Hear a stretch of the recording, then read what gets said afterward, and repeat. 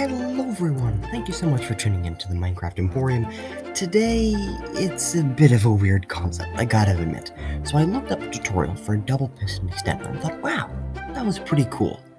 And seeing as Google Translate type things have messed up everything from recipes to song lyrics, what if I Google translated 20-30 times a Redstone tutorial for a double piston extender and then tried to build it in Minecraft? It's so much fun, it's a whole lot of ingenuity on my part, and if you do enjoy, drop a like, drop a comment, maybe even subscribe, and let's hop into it.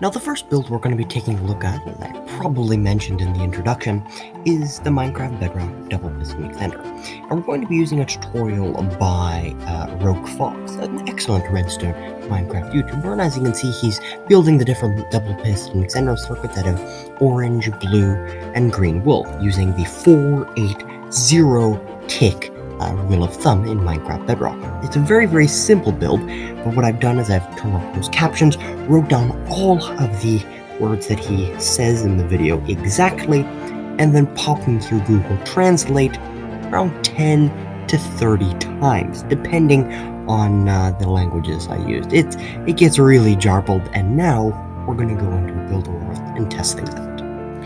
Alrighty, ladies and gentlemen, brace yourselves for the translation that came out of this whole ordeal. Let me tell you, and I kid you not, we used 4 blue lines and 4 large green lines. Now we are growing. The perfect key is in the rectangle, increased from 8 to 4. The stone turned red. Hold the floor, remove the dust. And so with my orange, green, blue, and various redstone resources, I suppose let's build the piston expander? So the translation asks for 4 blue lines, and so I'm assuming if I was to make a line just like that inside of the ground, that would constitute 4 blue lines, maybe? Well, then it asks for a large green line, so what if we extended it by a few blocks just like there? Oh, it's looking like a lovely little hot dog.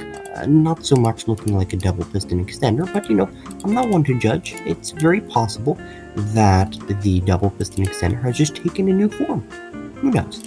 Alright, I'm just going to keep on building away, and just like that, we should be close to finishing. So I think that's supposed to be 4, oh no, that's only 3 large green lines. We have to follow this very closely, so let's go along and add these in. And now the next line is confusing me. Now we are growing. Ladies and gentlemen, I think it's time to put away the redstone resources and start cracking out the farming materials. I mean, we have to grow things after all. So, I don't know, bucket of water, a hoe. Let's start farming. What if this blue wool here is actually intended to be the water? It's highly possible. And so if we start tilling the land around here, we can start getting a farm and an agricultural setup in this double piston extender.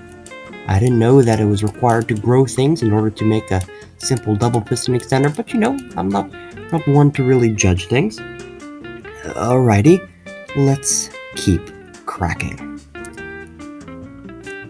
Fantastic, ladies and gentlemen, thank you so much for sticking around, and in addition to bourgeoning our pumpkin and melon, beetroot, potato, carrot, and wheat farm as part of our agricultural sector of this double piston extender, I've even added a contraption which satisfies both the 3rd and 5th lines of our tutorial. The 3rd line, by the way, is the perfect key is in the rectangle. And the most rectangular item I know of is probably the dark oak door.